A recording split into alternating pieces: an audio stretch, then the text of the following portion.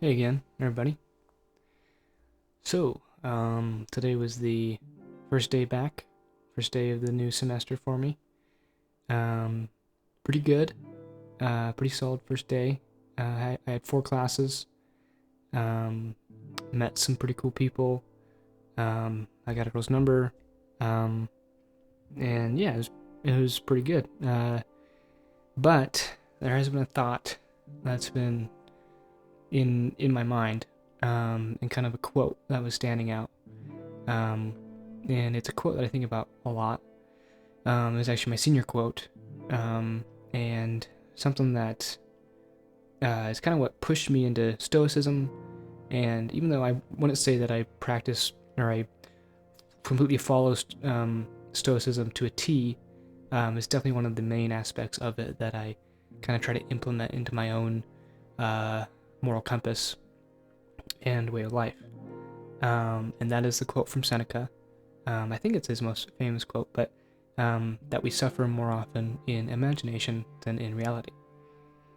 And so, this is something that, everybody has times when they, think of a scenario, whether you're laying awake in bed at night, or you're in the shower, you're kind of in those in between times, when your mind isn't really focused on anything.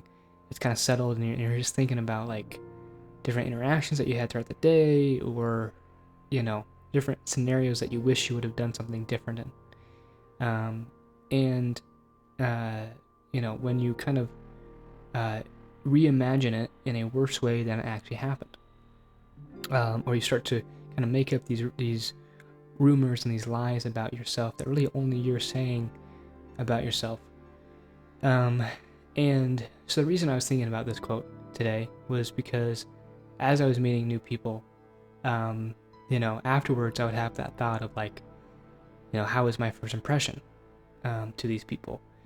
And, oftentimes my thought with that kind of thing isn't super positive, and I think like, oh, like I shouldn't have said this, or I should have said this, or oh, but like maybe this was weird, and so I kind of torment myself of like, telling myself all these things that I should have done, even though it's in the past now. I can't change any of it, but I'm suffering more in my imagination of what I think that they thought rather than what they probably actually thought. And so, this is something that I think is pretty pretty standard for a lot of people. A lot of people have kind of made up negative thoughts that aren't really based on anything. I certainly have this, that aren't actually based on any concrete, real proof. That there is no, recorded event of us that we can pull from that proves like, oh, they definitely think this way, or I heard them say this, or you know.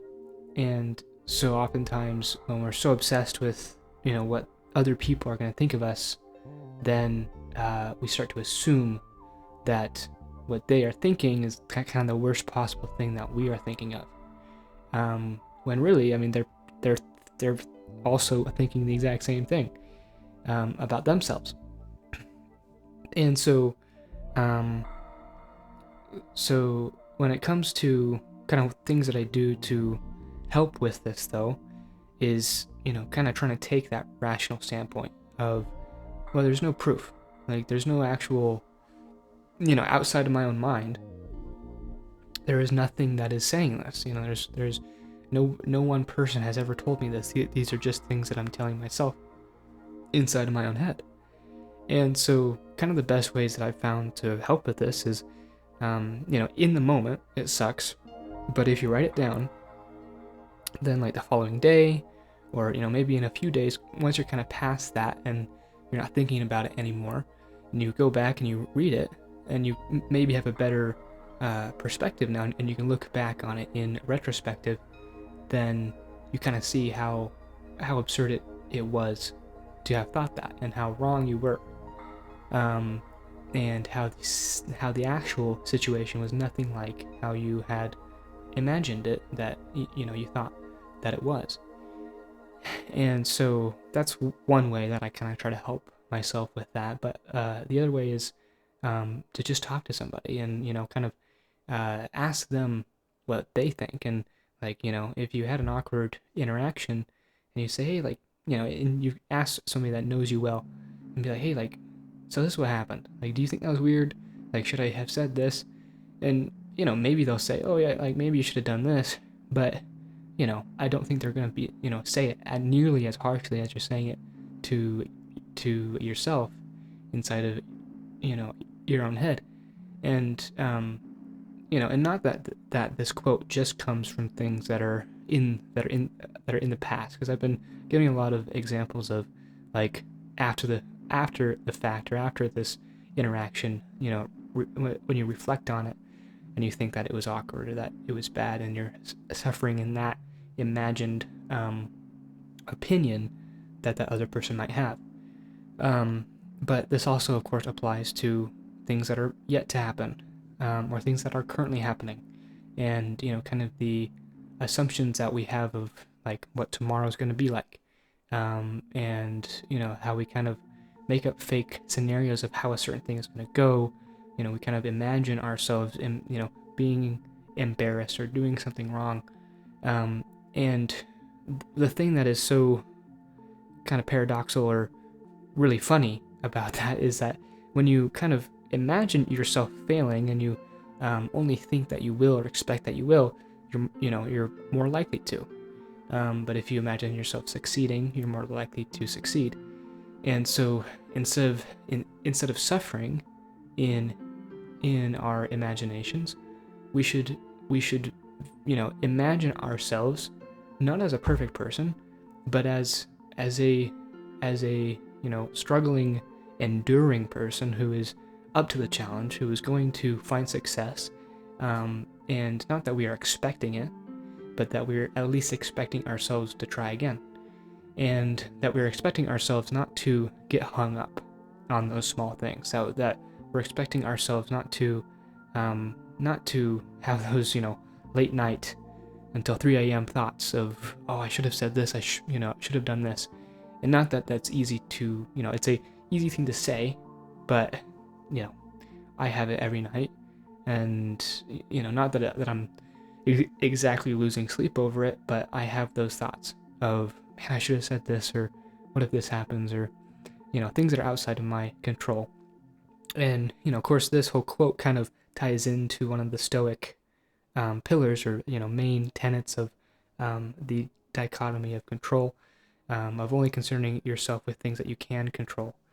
And of course, our minds and our imaginations are one of those things that is completely within our willpower and in our mind power. So, kind of once you are able to realize that to a degree, it's a lot easier to be mindful of when you start to have those thoughts, and when your imagination becomes a worse place than reality. Because when your imagination becomes a worse place than reality, it's going to manifest itself into your reality. So, it's all about that. If you think positively, you're going to live positively. And so, yeah, I've kind of been thinking about that today, just with all this new stuff and all these new people. And I mean, really, I can't complain too much. It was a pretty decent day, and got a good workout in with my brother a little while ago, which was good, and kind of back on track.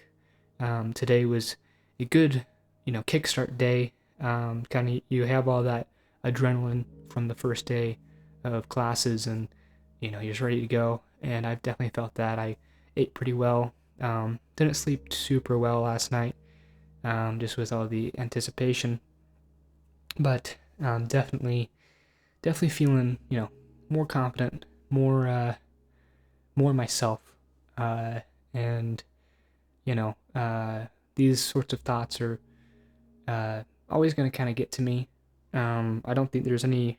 I don't think I'll ever be perfect at controlling them, but I think I can at least be mindful of it, and be able to recognize and identify when I'm kind of going into those loops and into those spirals, which I think is the first step to trying to change those things. So That's about it. Let me know what you guys think of the quote. And if you guys have also just started school like I have, I hope your first day was really good. And if you're also in college like me and you have different classes tomorrow, it's kind of nice because if the first day or first, first few classes don't go super well as far as like introductions go, it's nice to have that second kind of first day of different classes to kind of try again. So, at least I kind of think of it that way. But yeah, so I hope you all are doing well. But that'll be about it for now. So thanks for listening. Thanks for watching. I'll see you in the next one.